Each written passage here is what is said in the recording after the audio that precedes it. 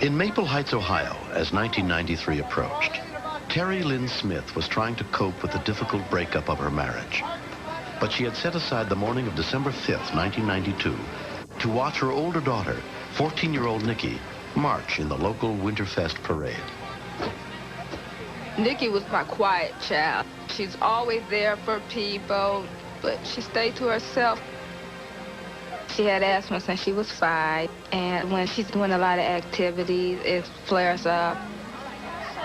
And I kept saying, march with your friend, but just don't blow the instrument. She said, okay, Mommy, I won't promise, I won't blow the instrument. I'll pretend like I'm playing and all this. Okay, Nikki, just do that. They had never had a Christmas parade, and she wanted to do it. She was happy, but you can't tell when Nikki, when she's upset, you know.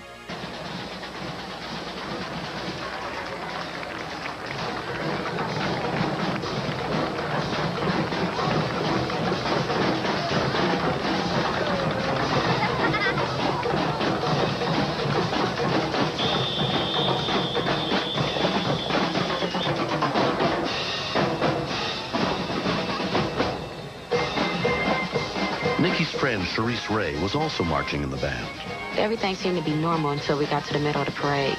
She started gasping. She would wave her hand and say she was okay and stuff, but she wouldn't stop. You okay? You need to stop marching? I seen her grab her chest, and that's when I screamed for Mr. Chamberlain.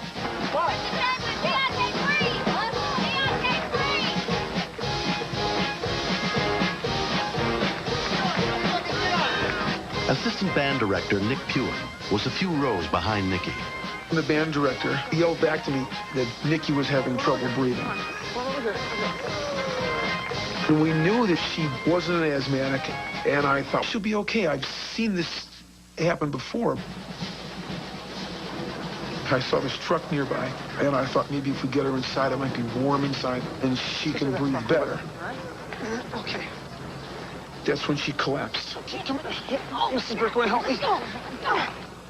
I started to get pretty scared there because she was not moving at all. It was just dead weight. Firefighter paramedic Bill Wheeler had pulled the antique fire truck he was driving off the parade route when he saw Nikki was in trouble. The band director asked if we could contact the rescue squad because the girl was having a bad asthma attack. And at that time, she collapsed again by the running board. She was gasping for air, and she wasn't responding at all to me.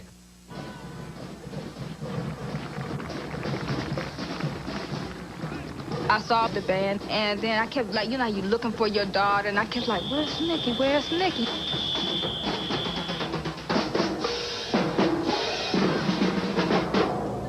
And then all of a sudden, 3 girls ran up to me. They go, Nikki had an asthma attack. She's in the ambulance.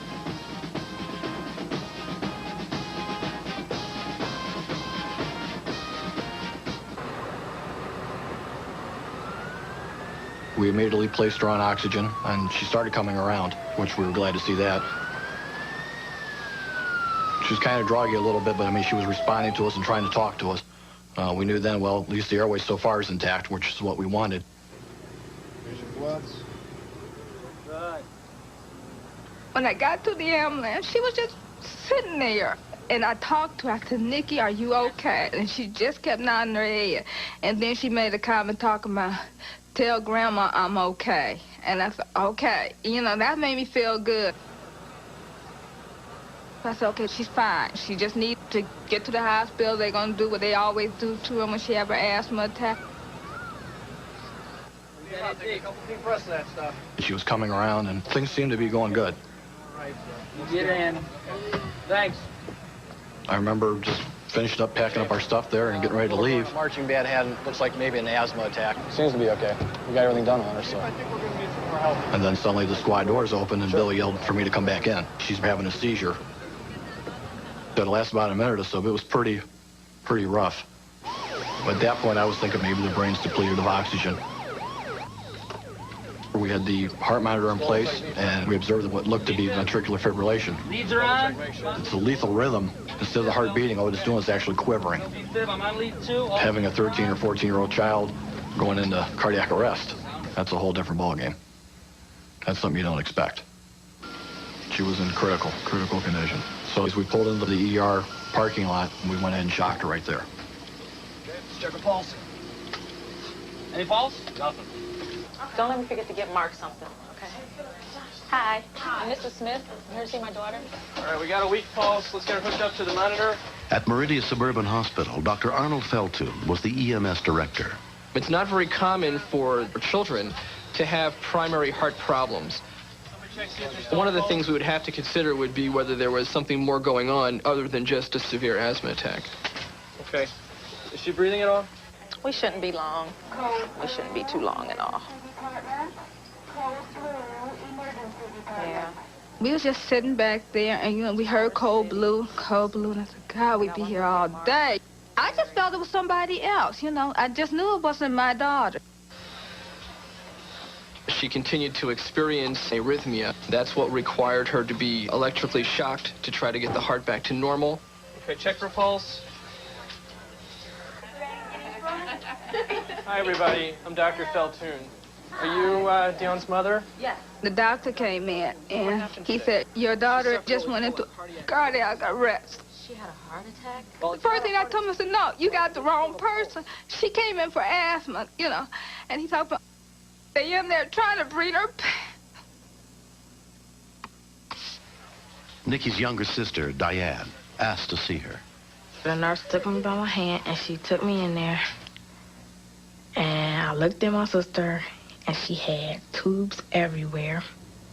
She didn't look like herself at all. And that's when I, almost passed out. I was just crying and screaming and trying to make myself believe it wasn't true. As 14-year-old Nikki's condition deteriorated, she was taken to Rainbow Babies and Children's Hospital, where they had a special pediatric intensive care unit. Her mother joined her there. I wanted to grab her then and just hold her, but I couldn't touch her. They wouldn't let me touch her. And I looked up, and then the screen went black. We need some help in here. I think I just went crazy, and that's when they took me out, because she went into another arrest. I just knew this was it. This was it. I'm not going to see her no more. I couldn't even hold her. Dr. Dan Lebovitz took over Nikki's care. Over the 4 to 6 hour period following her admission to the intensive care unit, she had approximately 15 to 20 episodes of abnormal heart rhythms that all of which potentially could have led to her death. We treat many, many children with severe asthma, and they don't do this. So we had to find another cause. At a number of times, we reviewed very carefully with the mother what medications she was on regularly. At least a half dozen times. They told me they think that she had taken an overdose. And I looked at, no, not Nikki. Nikki don't take no overdose. It's like, when did she do it?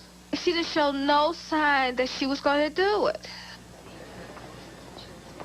I was excited, like, Lord, I can go in there and see my baby. Your mom's here. I was waiting for her to make a sound. And I can't speak. She just looked straight at me and said, Mommy, hold me, please. And then I did exactly what she wanted me to do. I just held her.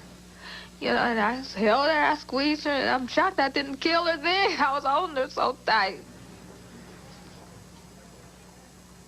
They said when I was in the hospital and I woke up, I told my head nurse that I had taken the overdose on purpose.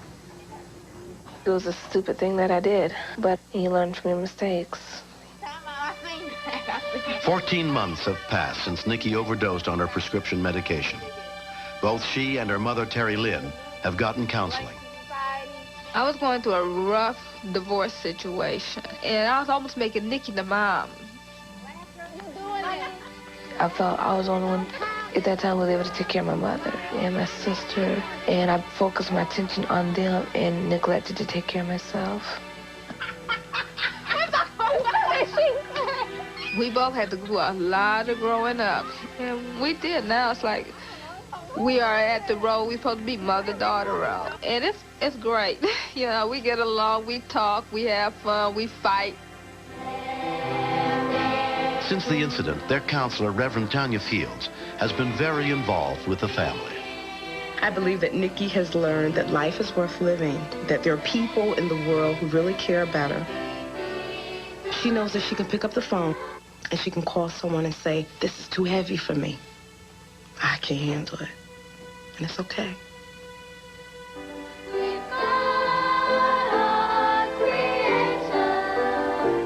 From the time when we were babies on up, my sister was always there for me. We've always had that sister-sister relationship, but it's gotten stronger, I know that. When something's bothering me, I've learned to say something to somebody, because if I keep it inside, it's going to drive me to do the same thing again. And that's not what I want to happen, because I've hurt too many people by doing that. I feel I'm very lucky. Just to have made it through 19 cardiac arrests is amazing. Most people do not make it out of one. I feel that.